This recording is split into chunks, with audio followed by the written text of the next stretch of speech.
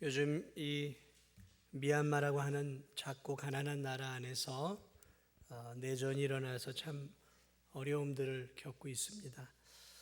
여러분, 이 가난한 나라 또 내전 중에 있는 정치적으로 안정되고 흔들리지 못한 이런 나라들의 외적인 특징들이 있습니다.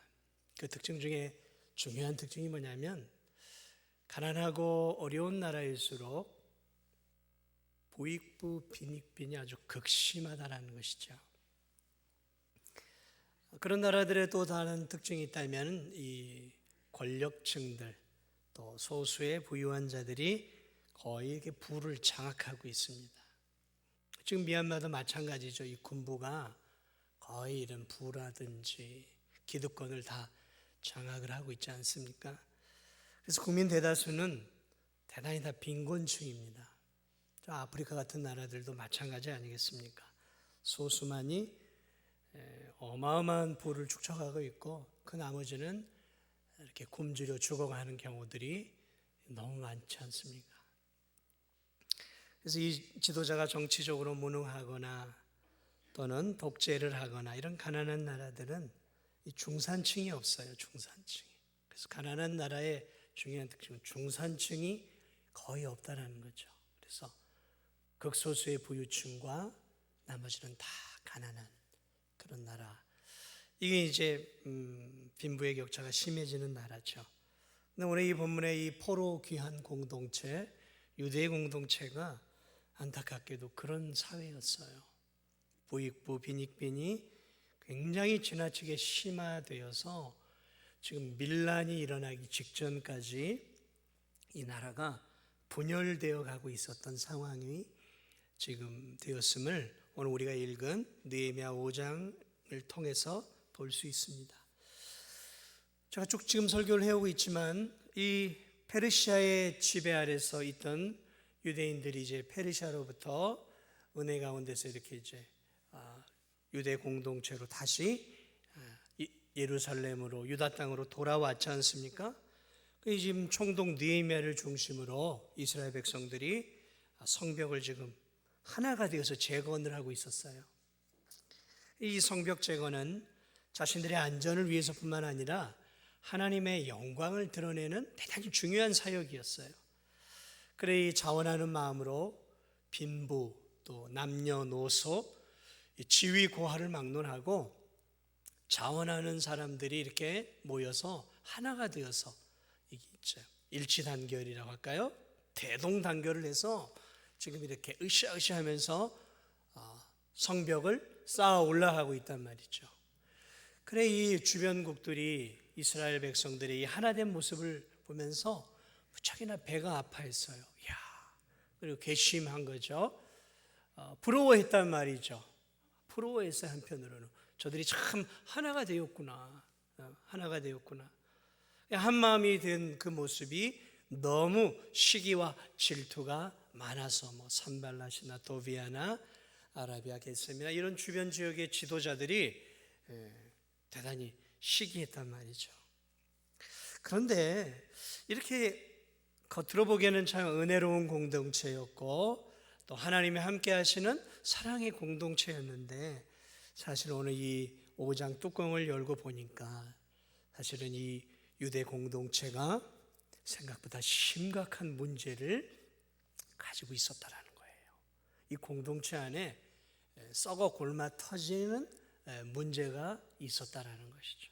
그래서 오늘 이 공동체가 지금 성전을 건축하며 하나가 되어진 것처럼 보였지만 성벽을 건축하며 하나가 되어지는 것처럼 보였지만 심각하게 빈부의 격차로 인해서 지금 이 가난한 대다수의 사람들이 이렇게 막 봉기까지는 아니지만 이렇게 막 이제 막 들고 일어나는 그런 양상이 드러나고 있다라는 것이죠.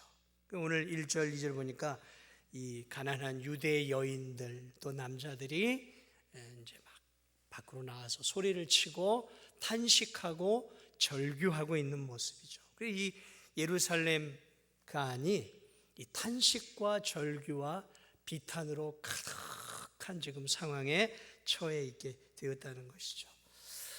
왜 이 유대 가난한 백성들이 지금 이렇게 은혜로운 성벽을 건축하는 과정 속에서 탄식하고 지금 원망하고 불평하고 있을까요?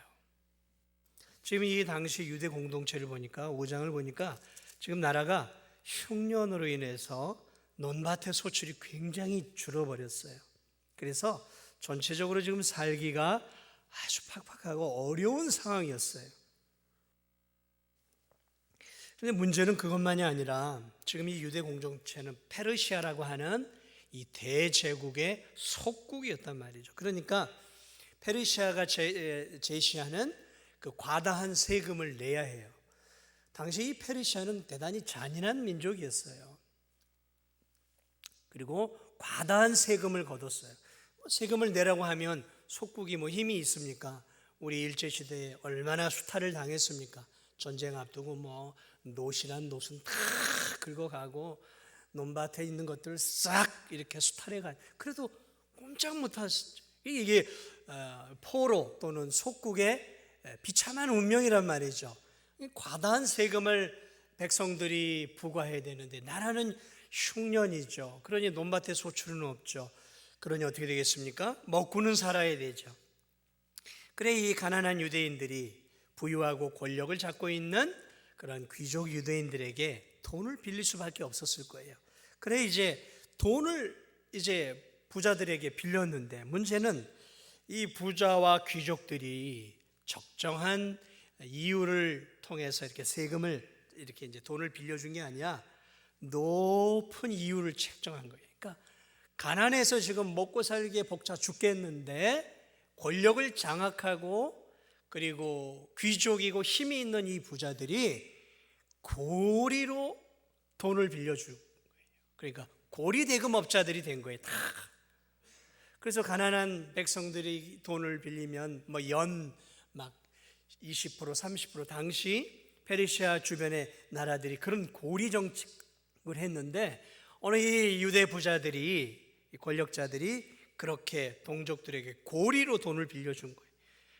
어떻게 할 수 없잖아요. 그래 이 흉년에 먹고 살아야 되니까 이제 그런 고리라도 빌린 것이죠. 빌려서 농사를 흉년이죠. 또 과다한 세금도 내야죠. 그러니까 이자도 못 갚고 원금은커녕 이자도 못 갚는 그런 악순환이 벌어지는 거죠. 돈을 또 빌려야 하고 그러니까 이자는 높아져 가죠. 그래 이제 방법이 뭐가 있겠어요? 집, 오늘 보니까 밭 또는 포도원 또 감람나무 이 밭들을 이제 저당을 다 잡힌 것이죠. 할 수 없잖아요.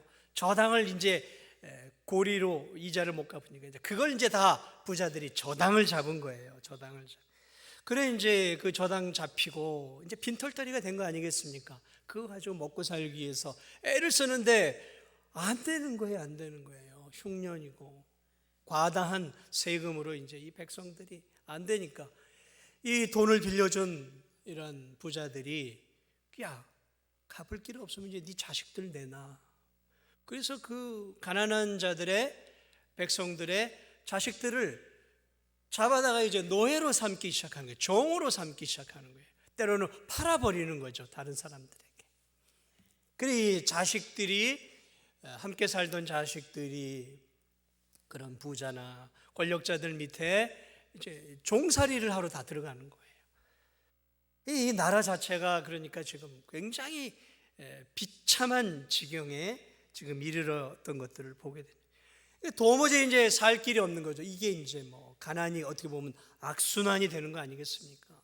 살 길이 없으니까 이 아낙네들이 또 남자들이 뛰쳐나왔어요. 나와가지고 지금 그 부자 형제들을 향해서 유대인들을 향해서 원망을 쏟아내는 거죠. 이게 이제 자칫 잘못하면 이게 이제 밀란이 일어나기 바로 직전까지 간 거예요. 이 탄식하고 부르짖으며 이렇게 얘기해요. 이제 이 느헤미야 총독이 그때서야 이제 상황을 파악한 거예요. 이 느헤미야도 페르시아에 있다가 지금 총독으로 부임을 해오니까 백성들 이 속에서 일어나고 있었던 이렇게 썩어 문드러지는 이 문제들을 제대로 파악을 할 수가 없었을 거 아닙니까? 그런데 이제 이런 상황을 이제 느헤미야가 파악을 드디어 하게 된 거예요. 그러니까 말할 수 없는, 그래 하나가 되었던 것 같았고 겉으로 보기에는 한 마음이 되어서 함께 이렇게 자원해서 성벽을 지어 올라가서 참 하나인 것 같았는데 뚜껑을 열고 이렇게 깊이 유대인 백성들의 내면을 들여다보니까 이건 정말 있을 수 없는 일들이 하나님의 백성들 안에서 지금 일어나고 있었고, 그래서 말할 수 없는 지금 이렇게 어떻게 보면 부자와 가난한 자들이 극심한 대립 구조가 되어서 이 지금 민족 전체가 지금 와야 될 그런 지금 위기 상황에 지금 처해 있었다라는 것이죠. 참 이런 모습들을 바라보면서 참 그때나 지금이나 이 돈이 문제예요. 그렇죠? 돈이 문제, 많아도 문제고 너무 없어도 문제인 것 같아요. 그래서 돈 때문에 지금 유대 공동체, 하나님의 백성의 공동체가 지금 큰 어려움들을 겪고 있는 것들을 보게 됩니다. 당시 이 부유한 유대인들 참 세속적이었죠. 영적으로 볼 때 이들이 지금 돈에 눈이 멀어 있었어요. 어두워져 있었고요. 너무 이제 돈을 사랑하는 모습들이죠. 그래서 최소한의 이웃 사랑, 최소한의 이런 형제 사랑을 이게 내팽개쳐 버린 것이죠. 돈이 중요한 거 아니겠습니까? 돈이 있어야 힘도 있고, 돈이 있어야 권력도 잡고, 돈이 있어야 떵떵거리고 살고, 돈이 있어야 사람들이 내 앞에 굽신거리고. 그러니까 하나님의 율법도 무시하고 동족의 피를 빠는 이 고리 대금업을, 이방인들이 하던 그 고리 대금업을 서슴지 않고 이렇게 빚을 갚지 못하는 가난한 이 동족을 불쌍하게 여기기는커녕 종으로 삼아버리는 파렴치한 행위들을 이렇게 일삼고 있었다라는 것이죠.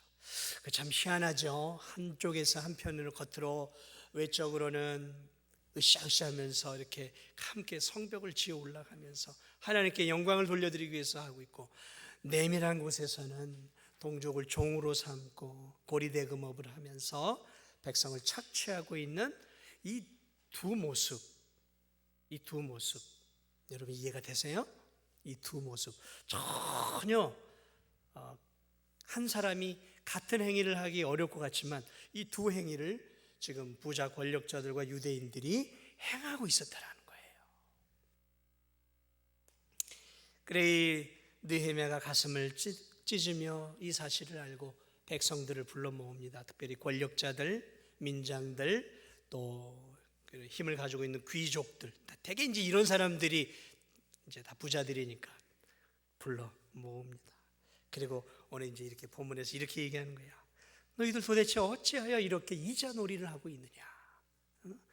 어떻게 이자놀이를 통해서 내 형제들을 이렇게 고통과 비탄 가운데로 너희들이 더 떨어뜨리고 있느냐? 그렇지 않아도 먹고 살기 어려워서 고통을 당하고 있는 너희 형제들에게 어떻게 고리대금을 하고 사채업을 하고 있느냐? 아무리 빚을 못 갚는다고 세상에 동족의 자녀들, 하나님의 백성의 자녀들을 너희가 어떻게 종으로 삼을 수 있단 말이냐? 가슴을 치면서 지금 이들에게 지금 이야기하고 있는 내용이에요. 오늘 본문이. 우리가 하나님의 백성이 아니더냐? 하나님의 백성이 아니다.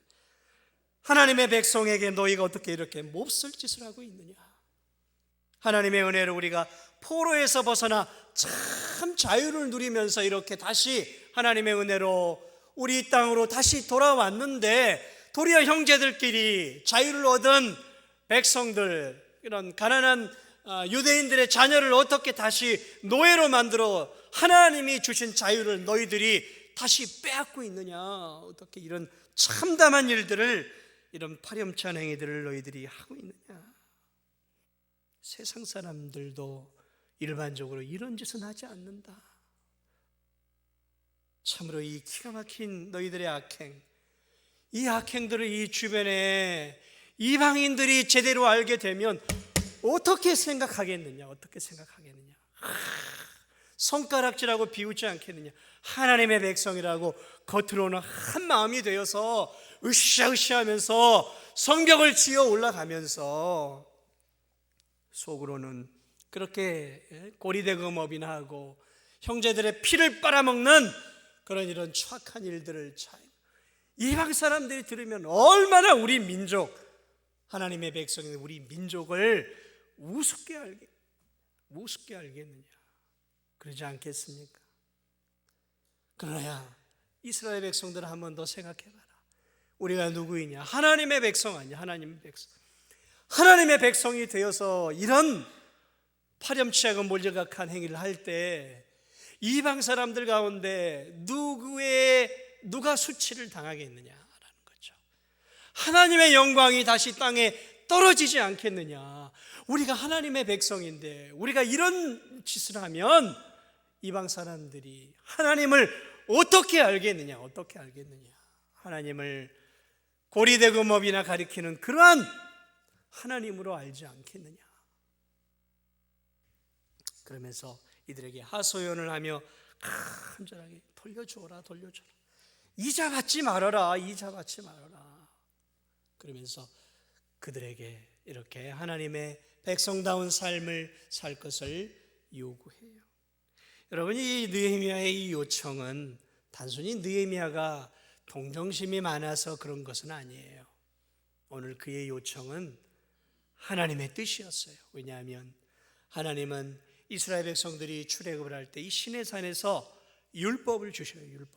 그래서 레위기나 또는 나중에 이 신명기를 보면 이스라엘 백성들이 서로 어떻게 살아야 될지에 대해서 자세하게 기록되어져 있는 헌법이고 민법이고 상법이란 말이죠. 레위기 25장 25, 28절에 보면 이런 말씀이 있어요. 만일 내 형제가 가난하게 되어 빈손으로 내 곁에 있거든 너는 그를 도와 거류민이나 동거인처럼 너와 함께 생활하게 하되 너는 그에게 이자를 받지 말고 내 하나님을 경외하여 내 형제로 너와 함께 생활하게 할 것인즉 너는 그에게 이자를 위하여 돈을 구워주지 말고 이익을 위하여 내 양식을 구워주지 말아라. 그러니까 내 주변에 가난한 형제 자매들 같은 동족이 가난 가운데 있을 때는 도와주라는 거예요. 도와주라는 거예요. 그리고 도와주는 것에서 한계를 느끼면 빌려주더라도 이자는 받지 말아라. 가난해서 도움의 손을 요청하면 그냥 주지는 못할 망정 이자는 받지 말아라. 그냥 빌려주고 나중에 원금이든 뭐 쌀을 빌려주면 그대로 돌려받을지언정 이자는 받지 말아라. 이게 하나님이 이스라엘 백성들에게 주신 원칙이었어요.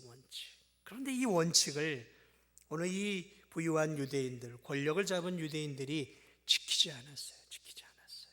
도리어 그것을 악용하고 있었어요. 가난한 자들에게 고리를 받으면서 더 배를 불려가며 더 큰 부를 누리고 있었고, 가난한 유대인들은 그 가난의 악순환을 벗어나지 못해 집이고 농토고 전답이고 심지어 자식까지 뺏기는 비참한 지경으로 지금 떨어지고 있었다는 거죠. 그러니까 이들은 도와주기는커녕 또는 그냥 주기는커녕 아니면 차라리 좀 하면 저리로 좀 빌려줘도 되잖아요. 저리도 아니고 아주 고리 대금 사채업을 죄의 의식도 없이 지금 행하고 있었던 거예요. 돈에 눈멀었던 거죠.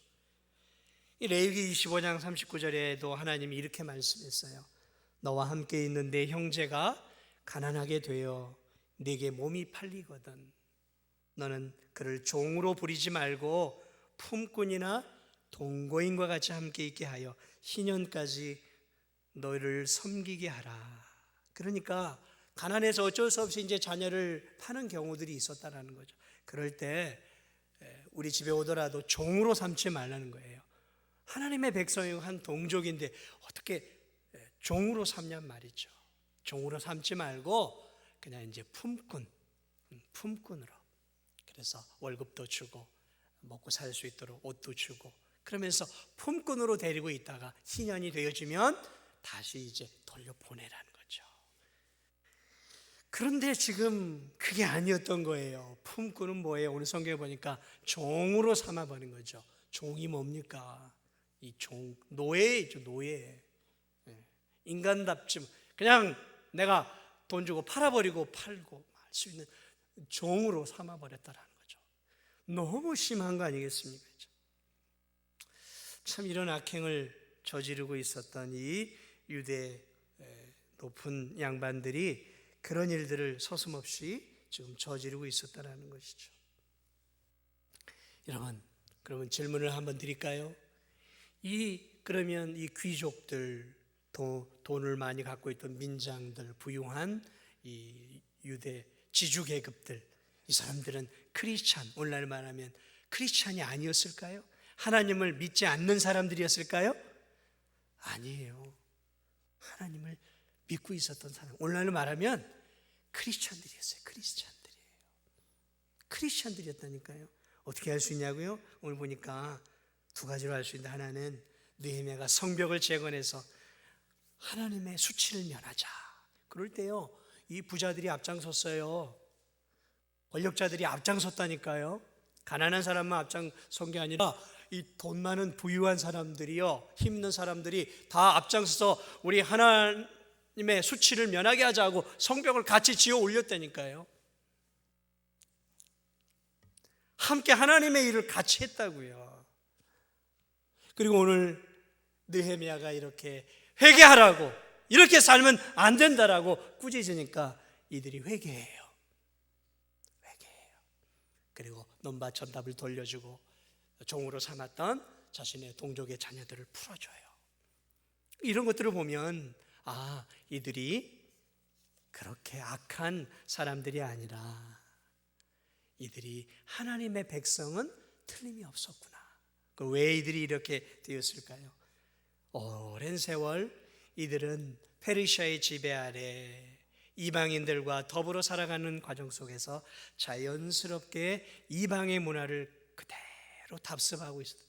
꼬리대금업을 하던 그 이방의 풍속과 삶의 양식들을 그대로 가지고 있었다라는 것이죠. 그러니까 자연스럽게 하나님은 믿었지만 삶은 하나님을 믿지 않는 이방 사람들과 똑같이 살고 있었다라는 거죠. 여러분, 이 오랜 세월, 우리 교회도 마찬가지입니다. 어려서부터 신앙생활을 하는 사람들은 이런 미신이나 세상의 관습에서 참 많이 자유로워요. 어렸을 때 신앙생활하는 사람들은. 그런데 연세가 들어서 중년이나 노년에 이 진도 땅에서 오래 살다가 다른 종교나 미신을 믿다가 신앙생활을 하기 위해서 이제 예수님 믿고 우리 교회에 들어와 신앙생활을 하는 사람들의 특징이 있어요. 어려서부터 믿는 사람들하고 달라요. 뭐가 다를까요? 삶이 달라요. 오랜 세월 미신으로 가득 차 있다가 예수님 믿었다고 해서 그 미신적인 삶을 한순간에 다 버릴 수 있을까요? 어려워요. 어려운 거예요. 오랜 세월 내 입에서 음담패설을 하고 거짓말하고 이런 삶이 몸에 배었던 사람이 어느 날 정말 예수님을 만나서 진도중앙교회에서 신앙생활을 하면 한순간에 음담패설이나 거짓말하거나 거친 말하는 게 멈춰지겠습니까? 아니에요. 그렇지 않아요. 신앙생활을 하지만 여전히 사람들이, 우리 교인들이 없는 곳, 믿지 않는 사람들이 자기들끼리 모여서 뭐예요? 막 그냥 이 입으로 거친 말들이 막 나와요. 거친 말들이 나온단 말이죠. 거짓말도 교회 바깥에서는 쉽게 해요. 오랜 세월 담배를 학생 때부터 피워와서 수십 년을 피워왔단 말이죠. 그런데 예수님을 믿었어요. 그러면 바깥에 가가지고 한순간에 이거를 끊을 수 있겠습니까? 쉽지 않은 거예요. 시간이 필요한 거예요. 시간이. 한잔 하신 이 문화에 젖어 살았어. 교회를 다녀요. 직분을 받았어요. 그런데 이거 끊는 게 쉽습니까? 쉽지 않아요. 분명히 내가 하나님을 믿음에도 불구하고 이게 자꾸 손이 간단 말이죠. 믿지 않는 사람 만나면 한잔하게 된단 말이죠. 이게 참 어려운 거예요. 오늘 이 유대인들이 그랬던 거예요. 하나님은 믿고 있었지만 이렇게 오랜 세월 이방 문화에 젖어 있던 그 삶이 쉽게 변하지 않았다라는 것이죠.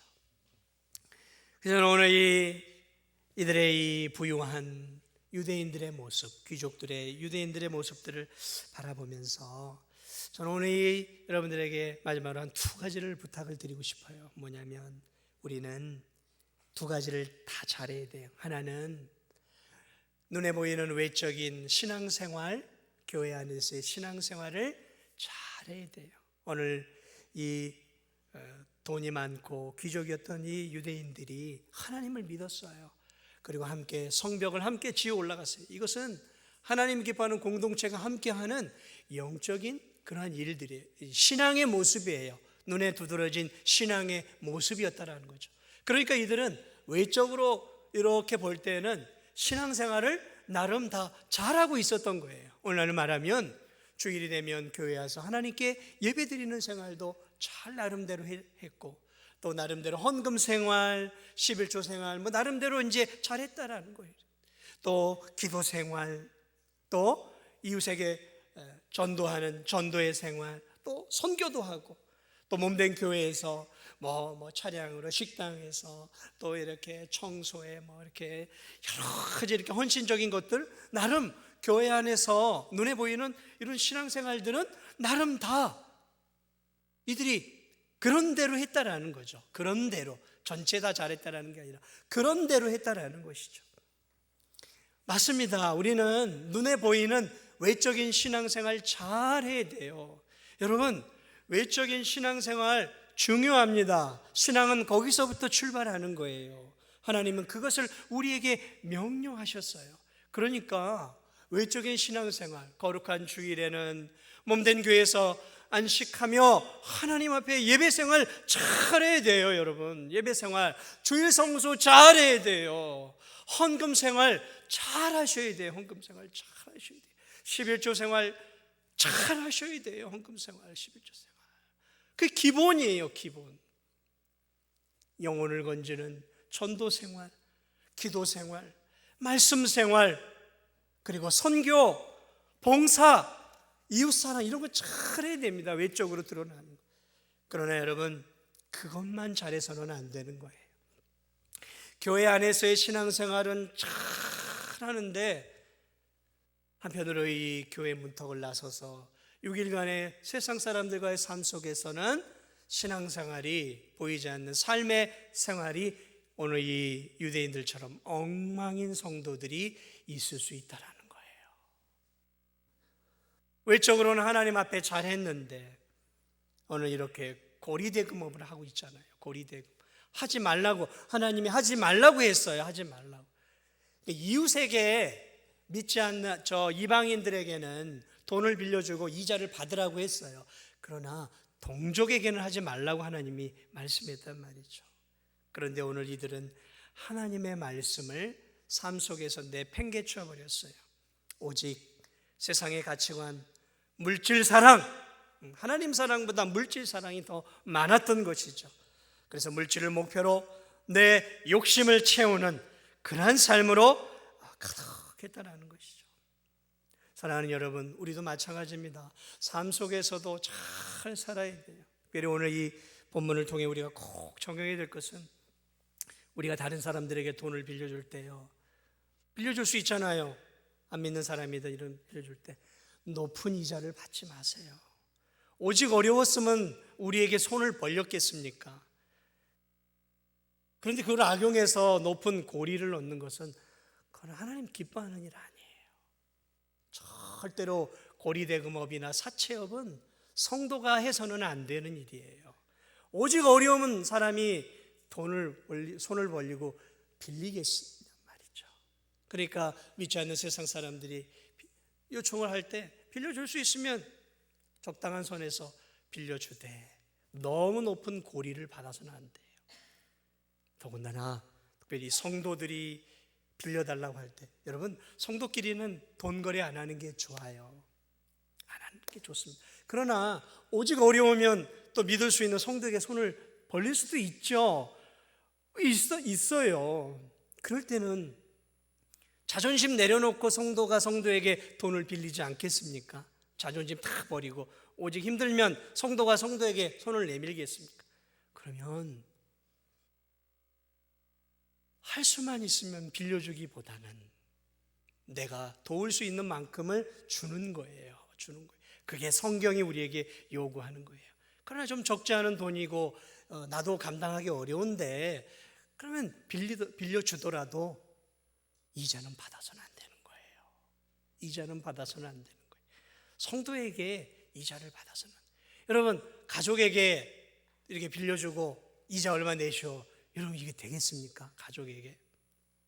그냥 빌려주는 거죠. 못 갚으면 할 수 없고 형제 간에 갚으면 뭐 감사히 하는 게 그게 형제간 아니겠습니까? 믿음의 성도들 안에 진도중앙교회 안에서도 그래야 되는 거예요.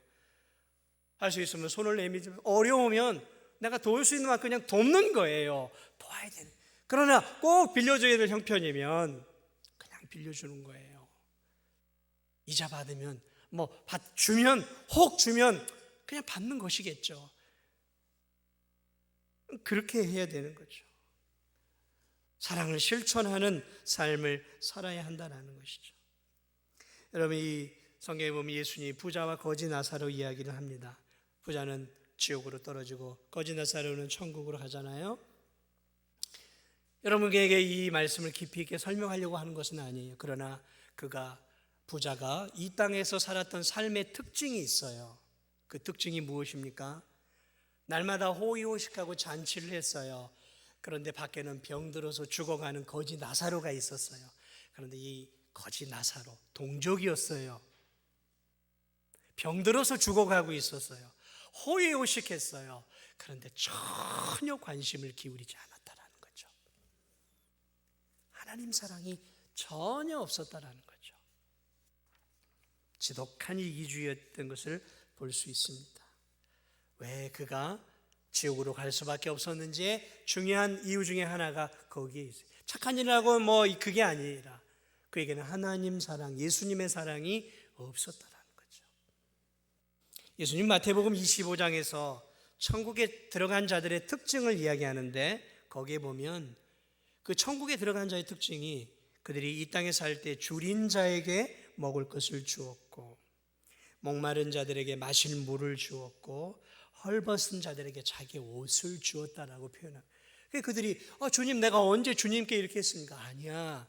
네가 내 이름으로 그리스도의 사랑으로 가난한 자들에게 먹을 것을 주고 헐벗은 자들에게 네 옷을 주고 목마른 자에게 내 이름으로 냉수한 것을 준 게 바로 내게 한 것이란다. 그 예수님의 이 비유와 이런 말씀을 통해서 착한 일 많이 하고 선한 일 많이 한 그게 아니라 참 크리스찬의 삶은 어떤 삶이 되어야 하는가를 보여주고 있다는 것이죠.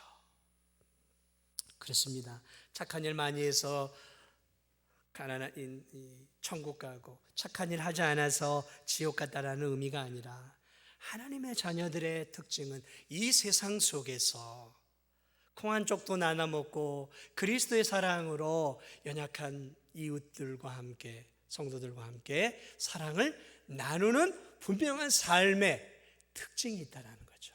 우리가 예수 그리스도를 믿었다면 우리 안에서 흘러나와야 할 것이 있어요. 그것이 예수님의 사랑이라는 것이죠. 그러므로 사랑하는 여러분, 우리는 이 두 가지가 균형을 잡아야 되는 거예요. 하나는 교회 안에서의 신앙생활 잘해야 합니다. 또 하나는 세상 속에서 그리스도인다운 삶을 잘 살아야 돼요. 이게 안 되면 교회 안에서는 잘하는데 세상 밖에서 안 되면 사람들이 손가락질해요. 어떻게 예수 믿는 사람이 저렇게 사냐고 비아냥거린다고요. 그러면 나만 욕먹는 게 아니에요. 나만 욕먹는 게 아니라 우리 진도중앙교회가 같이 욕을 먹고 이 진도중앙교회의 머리가 되시는 예수 그리스도까지 함께 도매급으로 욕을 먹는 거예요. 우리가 믿음으로 잘 세상 속에서 사랑을 실천하고 살면 여러분 때문에 교회가 인정을 받고 교회 목사가 인정을 받고 이 교회의 머리가 되시는 예수 그리스도가 높여지고 영광을 받는 건 아니겠습니까? 이 두 가지를 잘해야 돼요. 어떤 성도들 내가 교회에 나와서 이렇게 헌금도 잘하고 예배도 잘 드리고 그러면 됐지. 아니에요. 세상 속에서도 잘 살아야 돼요. 세상 속에서 손가락질 당하는 그런 성도들이 되어서는 안 되는 거예요. 그럼 반쪽짜리 신앙인이에요. 반대로 내가 주일 성수 11조 이렇게 이런 거 잘 안 해도 내가 세상 속에서 이웃을 사랑하며 살면 되지. 아니 여러분, 그것도 반쪽짜리예요. 그리고 그렇게 살 수도 없는 거고요. 두 가지, 이 두 가지가 잘 균형을 이루어 살아가는 삶, 이게 오늘 이 본문이 우리에게 주는 메시지고 진리인 거예요. 진리인 거예요. 사랑하는 여러분, 여러분의 삶은 어떻습니까? 어디가 기울어져 있습니까? 어디가 무너져 가고 있습니까? 중심을 잡아야 돼요. 이게 너무 괴리가 되면 안 돼요. 성도는 어디서든, 교회 아니든 교회 바깥이든 저 아무도 모르는 곳이든 간에 언제나 하나님의 자녀다운 그런 사랑의 삶을 살아야 한다는 사실들, 우리가 이 본문을 통해 꼭 기억하시면서 아무쪼록 교회 안에서든 교회 바깥에서든 간에 하나님이 기뻐하는 믿음의 삶, 사랑의 삶을 살아서 여러분들을 통해서 진도 안에 있는 많은 세상 사람들이 우리 교회를 귀히 여기고 또 우리가 믿고 있는 하나님을 귀하게 올려드리고 높이 볼 수 있도록, 그렇게 또 이번 한 주도 올 한 해도 그렇게 믿음의 삶을 이렇게 살아갈 수 있는 저와 우리 성도들이 다 되시기를 주님의 이름으로 축복을 드립니다. 기도하겠습니다. 하나님,